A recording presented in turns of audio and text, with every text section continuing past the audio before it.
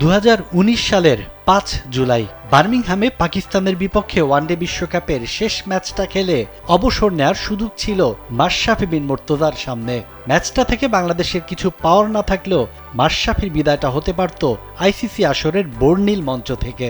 তবে সুযোগটা লুফে নিতে পারেননি। খেলা চালিয়ে যাওয়ায় সমালোচিত হতে হয়েছিল ক্যাপ্টেন ফ্যান্টাস্টিককে। বোর্ডের অযাচিত হস্তক্ষেপে ক্যারিয়ারটাও পরে খুব বেশি লম্বা হয়নি। বিদায়টা হয়েছিল তিক্ততা নিয়ে। এবার সে পথেই কি হাঁটবেন মাহমুদুল্লাহ রিয়াদ? চ্যাম্পিয়ন্স ট্রফিতে নিজেদের শেষ ম্যাচে বৃহস্পতিবার পাকিস্তানের মুখোমুখি হবে বাংলাদেশ।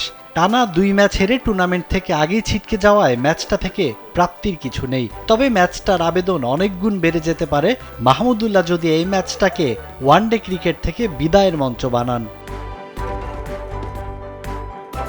তবে এমন কিছুর আভাস এখনো পর্যন্ত পাওয়া যায়নি।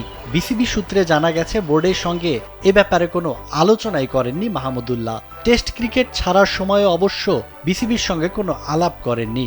অভিজাত ফরম্যাট ছেড়েছিলেন আনুষ্ঠানিক ঘোষণা ছাড়াই। টি-20 ছাড়ার সময় অবশ্য কোনো নাটকীয়তার আশ্রয় নেননি। ভারত সফরে টি-20 সিরিজের মাঝপথেই জানিয়ে দেন সিদ্ধান্ত।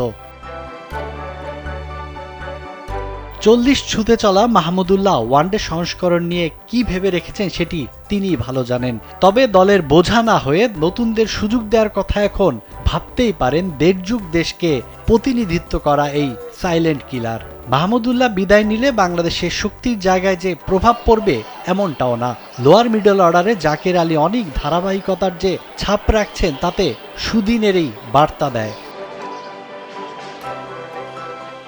সাজ্জাদ খান, কালবেলা।